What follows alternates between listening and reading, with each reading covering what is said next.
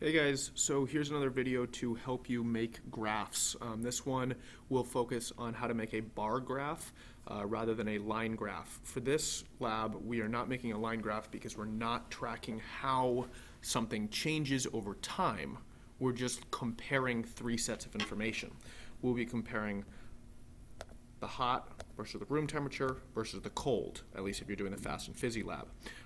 So this is what your data should, approximately look like. I just made up this data. Yours will actually come from the class data that we collect in class. And you will have three columns for when we used hot water, room temperature water, or cold water.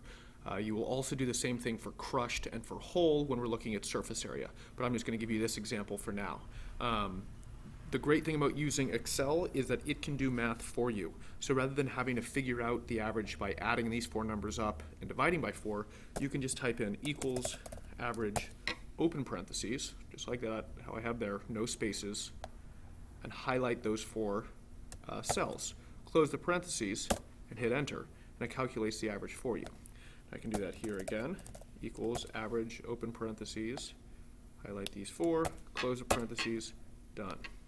Equals average open parentheses, highlight those 4, done. So right there, I've got my 3 averages, and those are the averages of our class averages. So this took what all of the data was from class and averaged it together, same with this and that, for hot water, room temperature water, and cold water.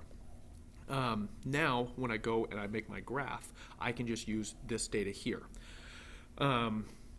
One thing I want to show you is if I highlight these and come over here to insert, we're not going to be doing a bar graph. We are making a bar graph, but Excel for some reason divides up column and bar. And bar they say is horizontal and column is vertical.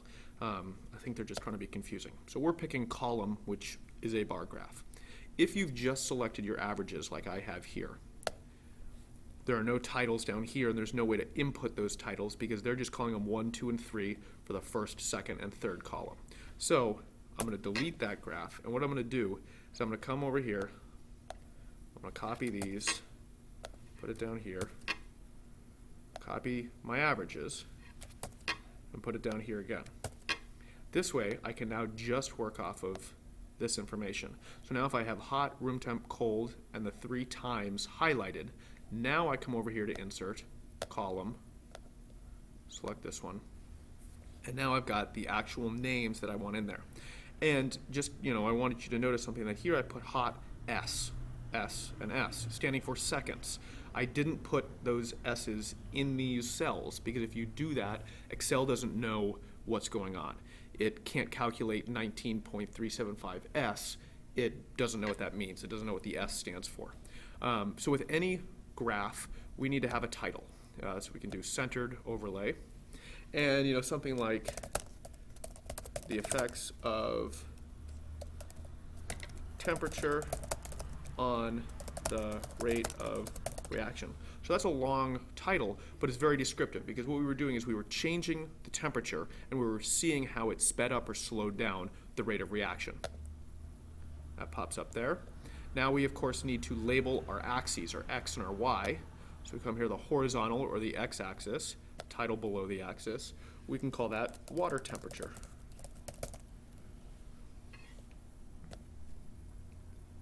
And then we can come up here, do a vertical axis. A horizontal title makes it so you can actually read it because it's horizontal, makes it a little bit easier to read. And this is the rate of reaction, meaning how quickly that reaction occurred, and that will be in seconds. And that looks like a pretty darn good graph. You can space this up a little bit, make it a little bit bigger, however you want to, space things out so it looks nicer. You can probably go in and change these colors so there are 3 different colors, but this is generally what your graph should look like. And this makes sense. Cold, it takes longer, room temperature shorter, and hot, the fastest.